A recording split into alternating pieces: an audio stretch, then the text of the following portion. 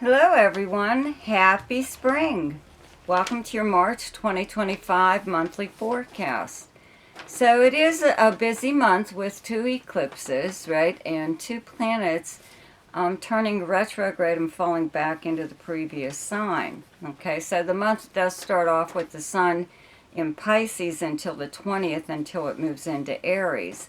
On the 1st, though, okay, Venus in Aries turns retrograde and falls back into Pisces on the 27th till the end of the month, still retrograde. Then on the 3rd, Mercury moves into Aries and turns retrograde on the 15th and falls back into Pisces on the 29th. Okay, still in retrograde motion. On the 14th, there's a full moon total lunar eclipse in the sign of Virgo, Pisces opposite sign. Then, let's see here, on the 29th, new moon, partial solar eclipse in the sign of Aries.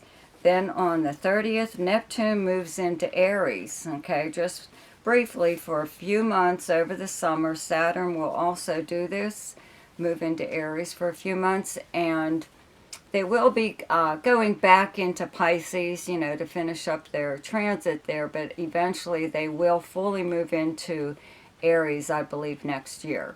Okay, so it'll give you a little bit of an idea what to expect, especially Aries people born the first few days of Aries, and the same thing with Libra people born the first few days of Libra. Okay, just give you an idea of maybe what's to come in the future, okay?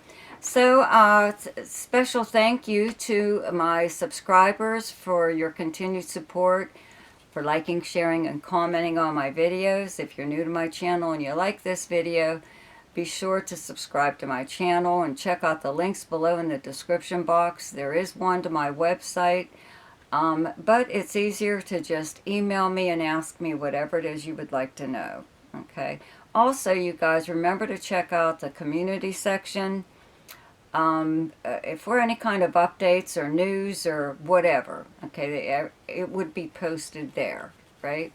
And also, for those of you who really like the shorts and not so much the monthly forecast, I do have to mention this again, okay?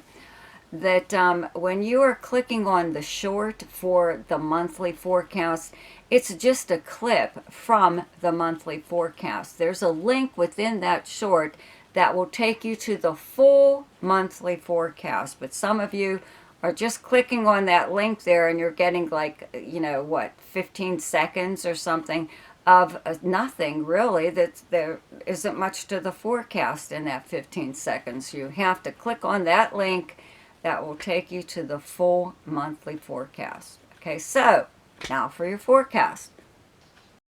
Hi, Sagittarius.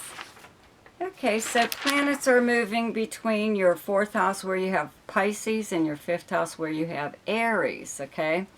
So your 4th house is your home life, your family, where you physically live, the property surrounding it, okay? Your private life, your past, your childhood, the foundation of how you were raised, okay? So you have the sun here up until the 20th, then it will move into Aries on the 20th. And you will also have Saturn and Neptune here, okay, along with Venus and Mercury moving back into this area towards the end of the month, right? So actually right now, just having the sun here, brings your home life or your home period into focus right now. There's a lot of plans that you've had for your home.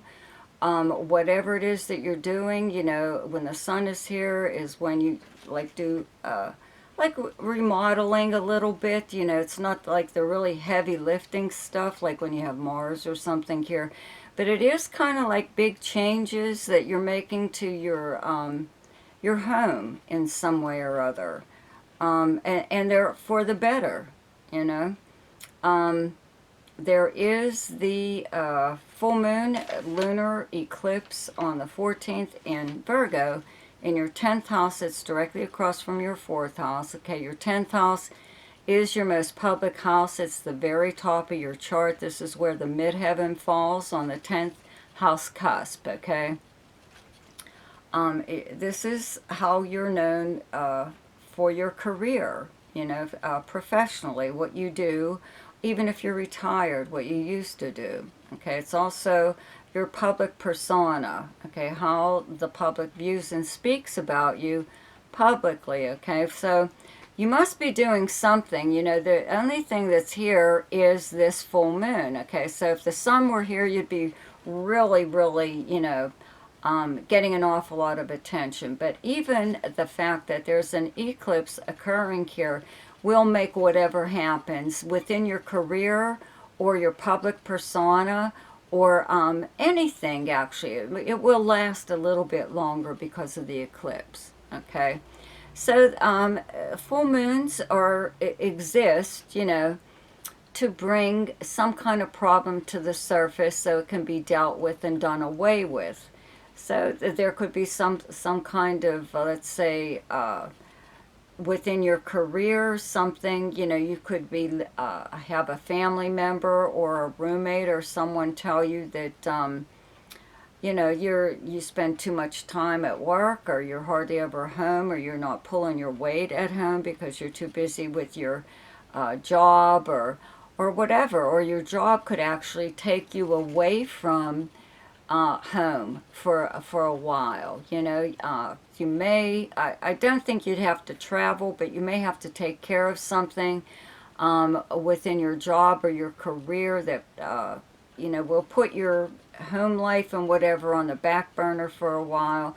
Could be just like a minor crisis, but then it's taken care of and everything's back to normal, okay? There is something, though, because you've had a lot of, with the Neptune and Saturn here in this house, there's been like stuff going on over the past so many years, and they are getting ready to move into Aries, okay? So you won't have to deal with this stuff for, again, at least Neptune, not in your lifetime anyway. But there a reoccurrence of people trying to re-enter your life from your past, and the majority of these people belong in your past. If there's someone that's exceptional to you and you want them in your life, that's a different story. But there's more than one person just trying to barge into your life, okay? So this may be the time that you even publicly state this. Could be on social media, or it could be a stand that you just take, in regards to this person or these people or anything, where you publicly make a statement of some kind that puts an end to something, okay? It puts an end to a rumor or an action possibly that, again, someone from your past was trying to take. It's done. They keep trying to associate themselves with you publicly, okay? Maybe that's what it is. Maybe that will all get cleared up, that you're not involved with this person or these people anymore, whatever, okay?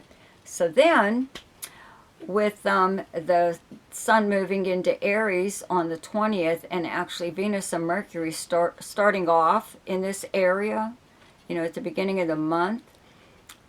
This fifth house is the house of gambling and speculation. Okay, you guys are the gamblers of the Zodiac. Mars is currently in Cancer in your 8th house of other people's money and resources and passive money, okay, like prize money.